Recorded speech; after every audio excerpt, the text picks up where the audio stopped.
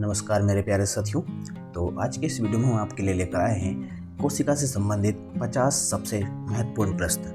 ठीक है, ऐसे 50 प्रश्नों की हम यहाँ पर चर्चा करेंगे जो पिछली परीक्षाओं में पूछे जाते रहे हैं या फिर जिनकी परीक्षाओं में पूछे जाने की काफ़ी अधिक संभावना है। इस टेस्ट को लगाने से पहले मैं आपसे रिक्वेस्ट करूँगा कि इससे पहले जो कोशिका के जो वीडियो हैं जो कि एनसीईआरटी बायोलॉजी की जो प्लेलिस्ट है उसमें आपको मिल जाएंगे लगभग तीसरे चौथे नंबर पर, उन दोनों वीडियोस को आप इससे पहले ज़रूर देख लें, क्योंकि उन वीडियोस को देखने के बाद आप इन क्वेश्चंस को ज़्यादा अच्छे से लगा पाएंगे और आपको ये क्वेश्चन ज़्यादा अच्छे तरीके से समझ में आएंगे।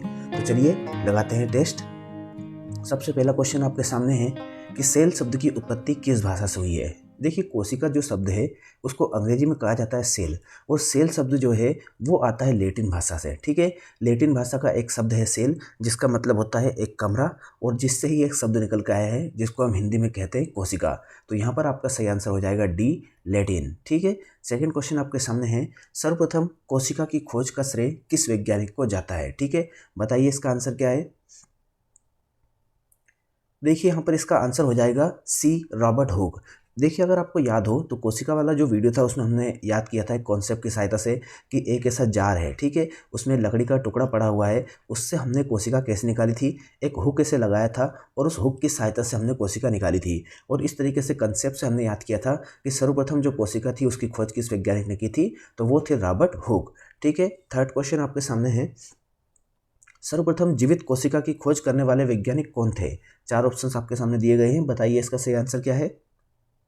देखिए, साथ साथ आप अपना स्कोर भी यहाँ पर आपको काउंट करते जाना है कि आपके कितने क्वेश्चन सही हो रहे हैं, और बाद में हम इसका यहाँ पर कमेंट सेक्शन में इसको देखेंगे कि किसके कितने आंसर सही हुए हैं, तो आप इस तरीके से अपना खुद का एक एवेल्यूशन कर पाएंगे। ठीक है, तो बताइए तीसरे क्वेश्चन का आंसर क्या है। तो तीसरे क्वेश्चन का सही आंसर हो जाएगा ए। देखिए, एंटोनी वॉन ल्यूवेनहॉक जो थे, इन्होंने सबसे पहले जीवित कोशिका की खोज की थी, जबकि कोशिका की जो खोज की थी रॉबर्ट हुक ने, वो एक मृत कोशिका थी, मरी हुई कोशिका थी। तो यहाँ पर आपका आंसर हो जाएगा एंटोनी वॉन ल्यूवेनहॉक। चलिए बढ़ते हैं चौथे क्वेश्चन की तरफ। चौथा क्वेश्चन है, कोशिका के केंद्रक की खोज किसने की थी। ठीक है, चार ऑप्शंस आपके सामने हैं।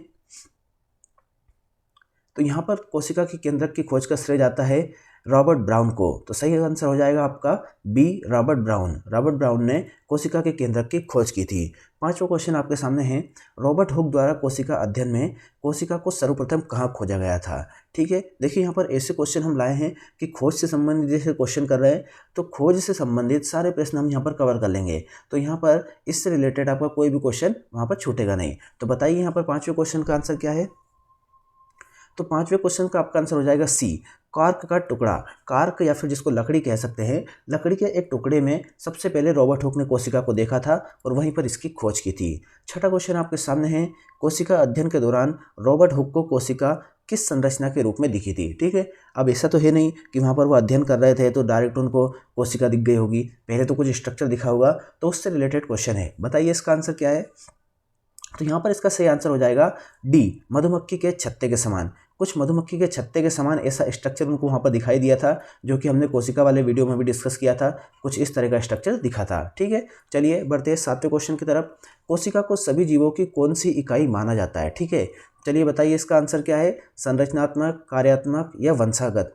तो इसका आंसर हो जाएगा डी। ठीक है, कोशिका जो है हमारे शरीर की या फिर किसी भी जीव के शरीर की संरचनात्मक इकाई भी है, कार्यात्मक या फंक्शनल भी है, और वंशागत या जेनेटिक इकाई भी होती है। चलिए आठवां क्वेश्चन आपके सामने है, कोशिका सिद्धांत किसके द्वारा दिया गया था। बताइए, चार ऑप्शन आपके सामने हैं। तो कोशिका सिद्धांत जो है वो दिया गया था स्लाइडेन एवं स्वान के द्वारा। तो सी जो है आपका सही आंसर हो जाएगा। मैंने आपको वहाँ पर इसको थोड़ा सा रिलेट करवाया था कि जो सेल थ्योरी है वो भी स्टार्ट हो रहा है सेल से। ठीक है, और ये है स्लाइडेन, ये भी साथ से स्टार्ट हो रहा है, स्वान जो वो भी साथ से स्टार्ट हो रहा है। तो इस तरीके से अब मिलते जुलते नाम हैं, इसलिए आप इसको रिलेट करके याद कर पाएंगे। चलिए नवा क्वेश्चन आपके सामने है, माइक्रोस्कोप का आविष्कार किस वैज्ञानिक ने किया था। बताइए।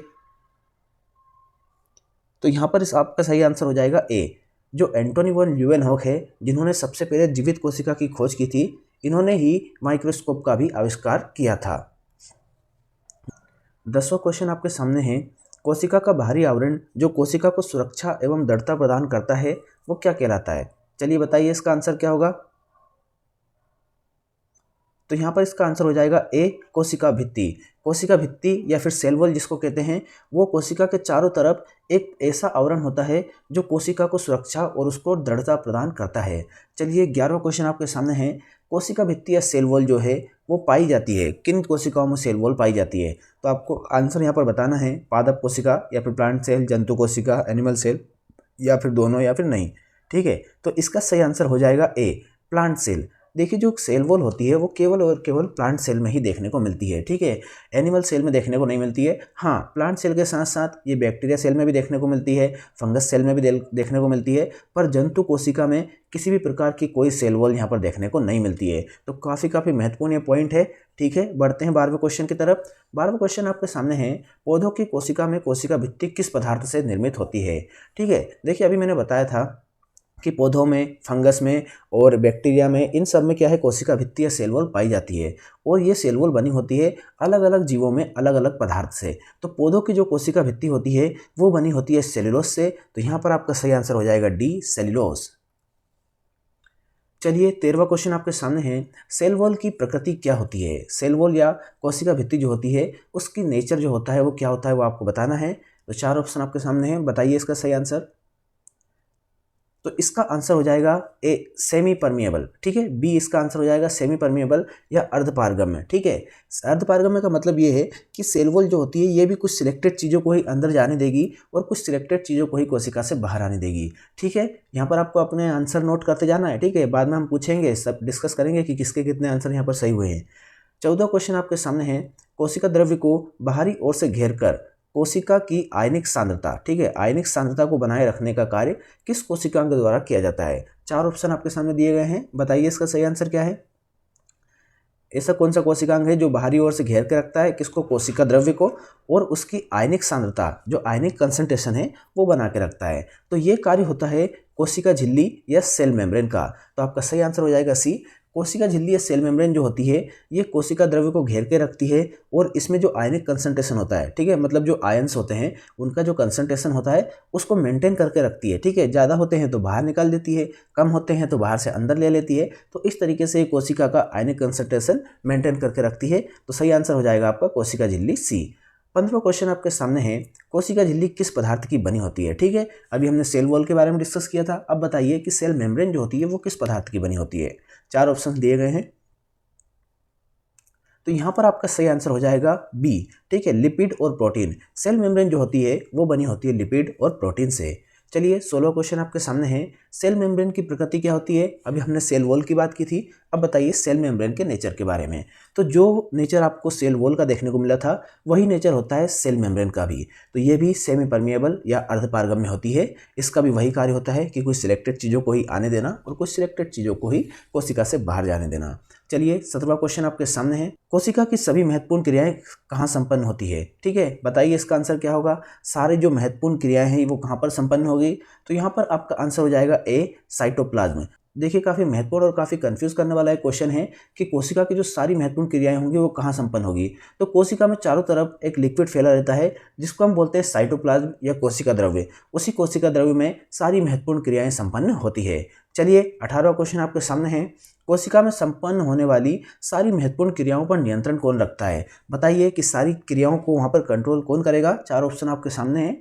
तो काफ़ी आसान सा ये प्रश्न है। केंद्रक या फिर न्यूक्लियस जो होता है यही वो कोशिकांग होता है जो कोशिका में संपन्न होने वाली सारी क्रियाओं पर नियंत्रण करता है।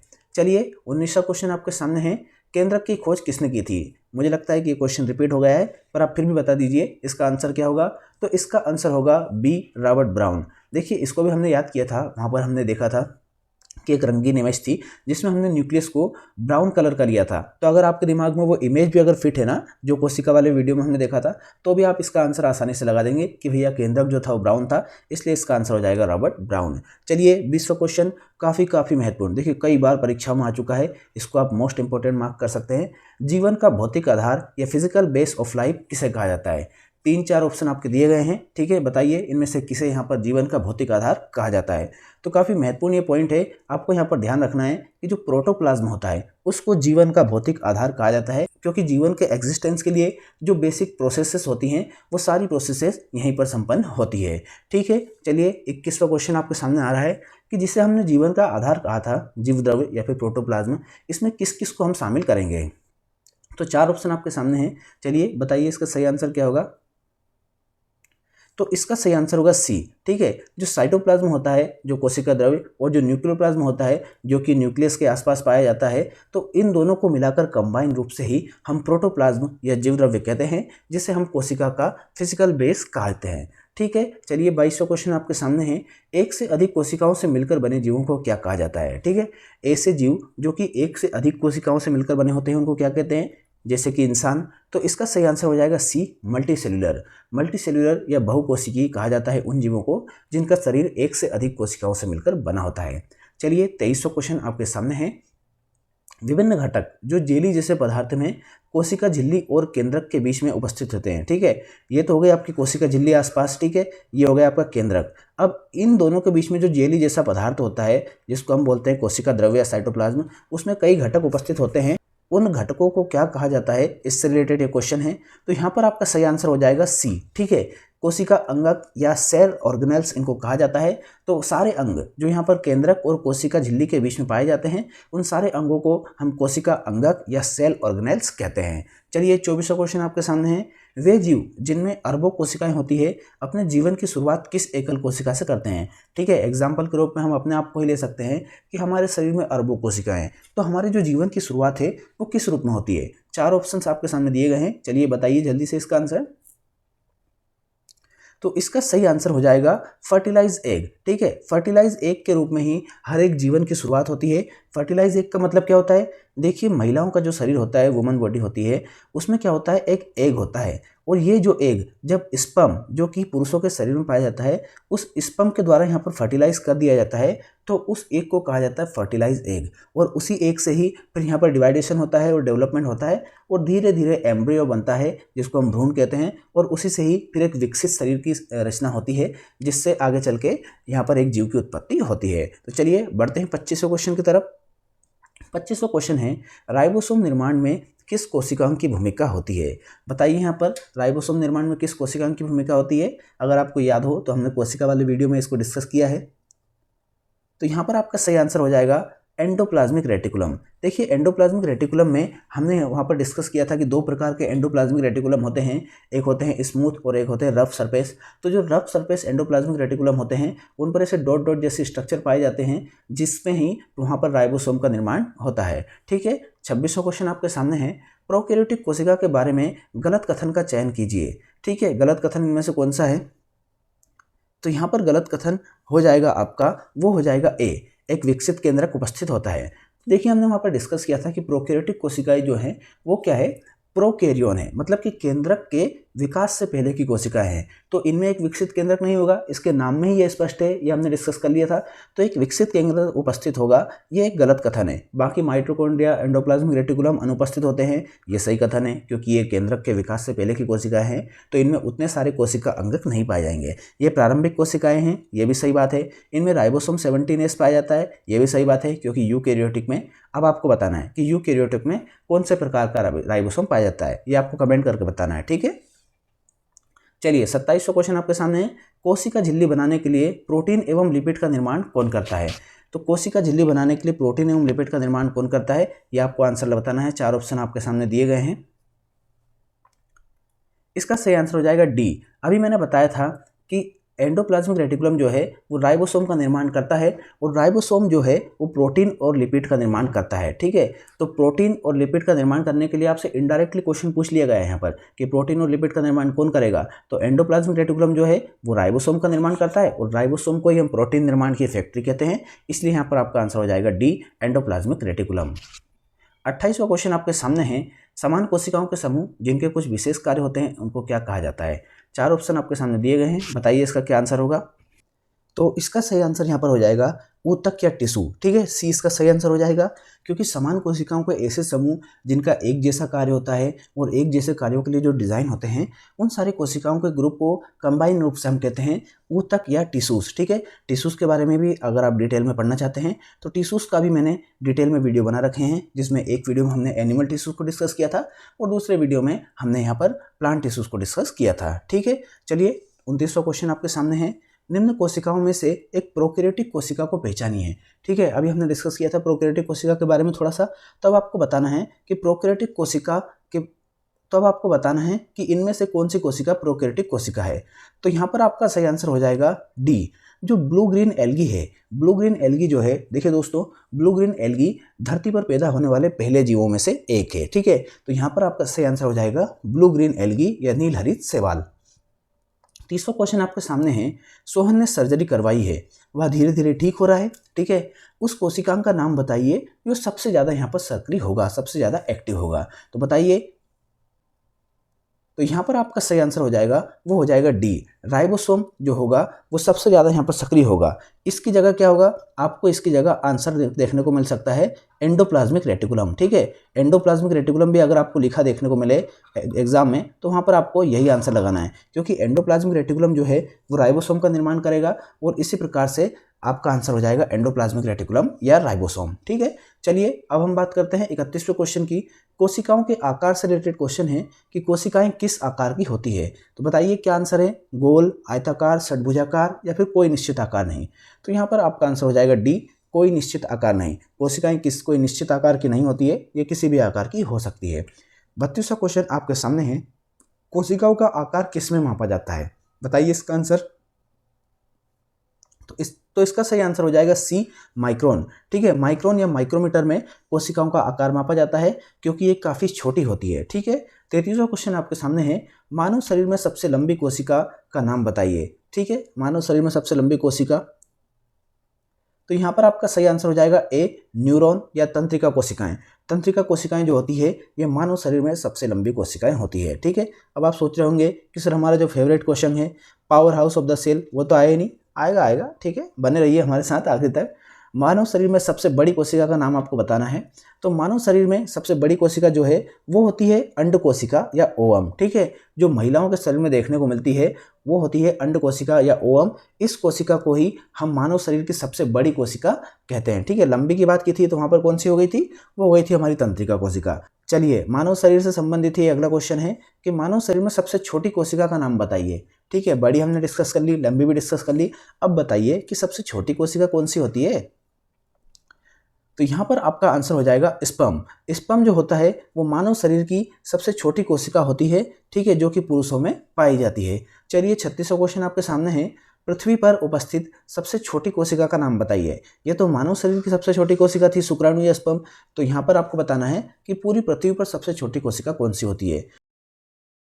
तो यहाँ पर जो डी ऑप्शन आपको दिखाई दे रहा है, माइकोप्लाज्मा गैलीसेप्टिकम, ये जो कोशिका होती है ये पृथ्वी पर उपस्थित सबसे छोटी कोशिका होती है। ठीक है, तो यहाँ पर आपका आंसर हो जाएगा डी। ठीक है, इसको थोड़ा सा आप करेक्ट कर लिएगा। चलिए बढ़ते हैं अगले क्वेश्चन की तरफ। 37वां क्वेश्चन आपके सामने है। पृथ्वी पर उपस्थित सबसे बड़ी कोशिका का नाम बताइए। पृथ्वी पर उपस्थित सबसे छोटी कोशिका डिस्कस कर ली थी हमने, अब बताइए कि सबसे बड़ी कोशिका कौन सी होती है। तो सबसे बड़ी कोशिका जो होती है वो होती है शुतुरमुर्ग का अंडा या ओस्ट्रिच का एग। ठीक है, बी आपका सही आंसर यहाँ पर हो जाएगा। चलिए 38वां क्वेश्चन आपके सामने है। यूकेरियोटिक कोशिकाओं का मैन्युफैक्चरिंग एंड शिपिंग हब किसे कहते हैं, या फिर मैन्युफैक्चरिंग एंड शिपिंग सेंटर किसे कहा जाता है। तो यहाँ पर आपका सही आंसर हो जाएगा ए, गोल्जी कॉम्प्लेक्स। देखिए, गोल्जी कॉम्प्लेक्स जो होता है ये कोशिकाओं में जो भी मृत पदार्थ होते हैं या फिर जिन कोशिकांगों को इधर से उधर ले जाने का काम होता है, वो सारा काम कौन करता है, वो करता है गोल्जी कॉम्प्लेक्स। और जो भी यहाँ पर कोशिकाओं में कुछ मैन्युफैक्चर होता है तो उसको स्टोर करके रखने का काम, और जो भी कोशिकाओं में जो मृत पदार्थ होते हैं या फिर कुछ ऐसे पदार्थ जिनको एक जगह से दूसरी जगह ले जाना होता है, इन सारे कार्यों को करने का काम होता है गोल्जी कॉम्प्लेक्स का। इसलिए इसको यूकेरियोटिक कोशिकाओं का मैन्युफैक्चरिंग एंड शिपिंग सेंटर इसको कहा जाता है। ठीक है, 39वां क्वेश्चन आपके सामने है। निम्न में से क्या एक प्लांट सेल की विशेषता नहीं है। प्लांट सेल के बारे में आपको डिस्कस करना है। रिक्तिका का बड़ा आकार, ठीक है, ये तो इसकी विशेषता है। सेल वॉल की उपस्थिति, ये भी इसकी विशेषता है। विकसित केंद्रक उपस्थित, ये भी इसकी विशेषता है। तो यहाँ पर आपका आंसर हो जाएगा डी, ठीक है, क्योंकि इनमें से ऐसा कोई भी नहीं है जो प्लांट सेल की विशेषता नहीं है। ये सारी की सारी विशेषताएं हमें प्लांट सेल में देखने को मिलती है। चलिए 40वां क्वेश्चन आपके सामने है। कोशिका या सेल शब्द का शाब्दिक अर्थ क्या है? सबसे स्टार्टिंग में हमने डिस्कस किया था सेल शब्द को, जो कि लैटिन भाषा से निकला एक शब्द है, और इसका अर्थ क्या होता है? एक दीवार, एक छत, एक छोटा कमरा या मकान। तो देखिए, अगर आपको याद आ रहा हो तो हमने वहाँ पर डिस्कस किया था कि जो मधुमक्खी के छत्ते के समान संरचना हमें देखने को मिल रही थी, तो इसको अगर हम एक घर मान लें तो देखिए इस तरह के कुछ स्ट्रक्चर देखने को मिल रहा है। तो इसमें ये एक एक आपको गोला दिखाई दे रहा है, ये एक एक सिंगल कोशिका है। तो यहाँ पर अगर इसको हम घर मानेंगे तो छोटे छोटे जो कमरे हैं उनको हमें कमरा ही मानना पड़ेगा। तो कोशिका या सेल शब्द जो होता है उसका शाब्दिक अर्थ होता है एक छोटा कमरा।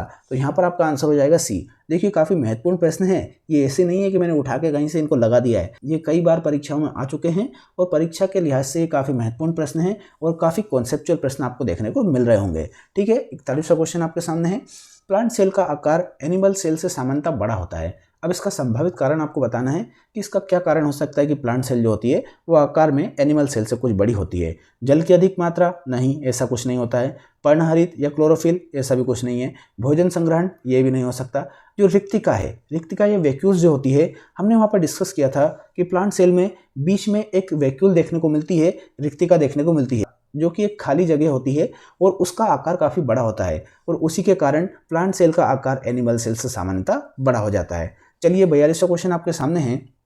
निम्न में से किसे कोशिका की आत्महत्या की थैली कहा जाता है? आत्महत्या की थैली किसको कहते हैं? तो यहाँ पर आपका सही आंसर हो जाएगा सी, लाइसोसोम। देखिए, लाइसोसोम जो होता है ये क्या करता है, कोशिकाएं जो मृत कोशिकाएं होती है उनको नष्ट करने का काम करता है और इसके अंदर इस तरह के एंजाइम होते हैं कि ये उन कोशिकाओं को या फिर उन कोशिका के जो पार्ट्स हैं उनको वहाँ पर डिकम्पोज कर दें।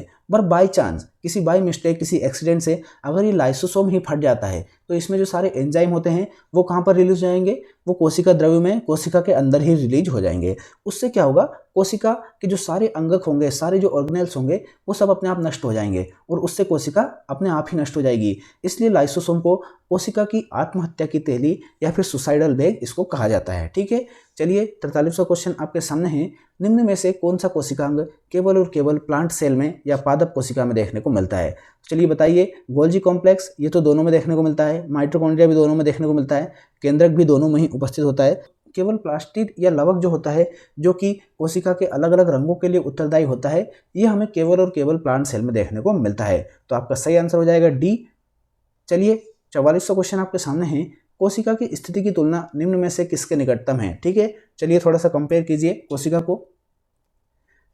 तो यहाँ पर आपका सही आंसर हो जाएगा बी, बिल्डिंग ब्लॉक। ठीक है, बिल्डिंग ब्लॉक या फिर जो ईंट हम बोलते हैं, उस ईंट से हम कोशिका की तुलना कर सकते हैं कि जिस तरीके से ईंट जो होती है वो किसी भी स्ट्रक्चर का, किसी भी मकान का एक बेसिक यूनिट होती है, उसी तरीके से जीवित जीवों को अगर देखेंगे तो उनके जीवों की जो संरचना स्टार्ट होगी उसका बेसिक स्ट्रक्चर होगी कोशिका। ठीक है, चलिए 45वां क्वेश्चन आपके सामने है।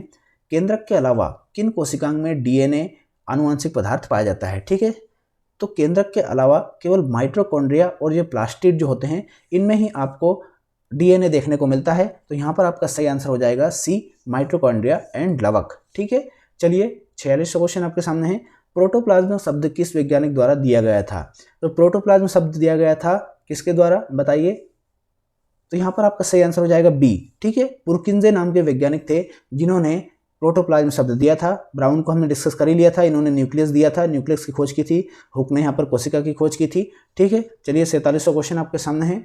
राइबोसोम को किस अन्य नाम से भी जाना जाता है? Power house of the cell? नहीं, ये तो आपका फेवरेट क्वेश्चन है पर अभी तक ये आया नहीं है। ठीक है, बिल्डिंग ब्लॉक? नहीं, ये तो हमने कोशिका को किया था। आत्महत्या की थैली? ये तो लाइसोसोम होता है। यहाँ पर होता है प्रोटीन की फैक्ट्री, ये भी हमने डिस्कस कर लिया था कि राइबोसोम जो होता है ये प्रोटीन का निर्माण करता है, इसलिए इसको प्रोटीन निर्माण की फैक्ट्री भी कहा जाता है। तो सही आंसर आपका हो जाएगा डी। ठीक है, बढ़ते हैं 48वें क्वेश्चन की तरफ।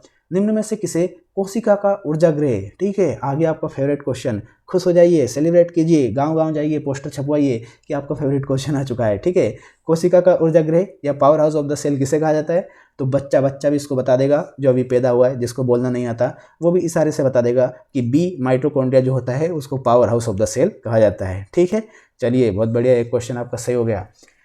49वां क्वेश्चन आपके सामने है। माइटोकॉन्ड्रिया की खोज किसने की थी? चलिए अब बताइए। तो ए जो वैज्ञानिक थे अल्टमैन, क्या इनने इसकी खोज की थी? बी बेंडा, पुरकिंजे या फिर विरचाउ? पुरकिंजे को अभी हमने डिस्कस कर लिया था, ठीक है। तो यहाँ पर आपका आंसर हो जाएगा ए अल्टमैन। अल्टमैन नाम के जो वैज्ञानिक थे इन्होंने ही माइटोकॉन्ड्रिया की खोज की थी। चलिए माइटोकॉन्ड्रिया से रिलेटेड एक और क्वेश्चन बता दीजिए। माइटोकॉन्ड्रिया को सर्वप्रथम माइटोकॉन्ड्रिया किस वैज्ञानिक ने कहा था? ठीक है, अल्टमैन भैया ने तो खोज कर दी थी, पर बेंडा, ठीक है, बेंडा नाम के वैज्ञानिक थे, काफी अच्छा नाम है इनका। बेंडा नाम के वैज्ञानिक ने सर्वप्रथम माइटोकॉन्ड्रिया को माइटोकॉन्ड्रिया कहा था। तो इससे पहले भैया जब माइटोकॉन्ड्रिया को माइटोकॉन्ड्रिया कहा बेंडा ने, तो अल्टमैन ने खोज कर दी थी। तो अल्टमैन ने इसको क्या कहा था? तो अल्टमैन ने इसको कहा था बायोप्लास्ट, ठीक है। अल्टमैन ने बायोप्लास्ट कहा था और उसी बायोप्लास्ट को बेंडा ने माइटोकॉन्ड्रिया कह दिया, जिससे आज हम power house of the cell के नाम से जानते हैं। तो ये थे हमारे टॉप 50 क्वेश्चन। उम्मीद करते हैं कोशिका से संबंधित सारे प्रश्न आपको अच्छे लगे होंगे। अच्छे लगे हैं तो वीडियो को लाइक और कमेंट करके जरूर बताना है, और अगर आप चाहते हैं कि इस वीडियो का सेकंड पार्ट आए तो आप वो भी कमेंट करके जरूर बताइए। हम इसका सेकंड पार्ट लेकर आएंगे जिसमें 50 और महत्वपूर्ण प्रश्नों को लेकर आएंगे, ठीक है। तो वीडियो को लाइक और कमेंट करके जरूर बताएं, साथ ही साथ हमारे चैनल को सब्सक्राइब करके बेल आइकन को प्रेस कर लें। मिलते हैं नेक्स्ट वीडियो में, तब तक के लिए पढ़ाई करते रहिए, अपना ख्याल रखिए। बहुत बहुत धन्यवाद।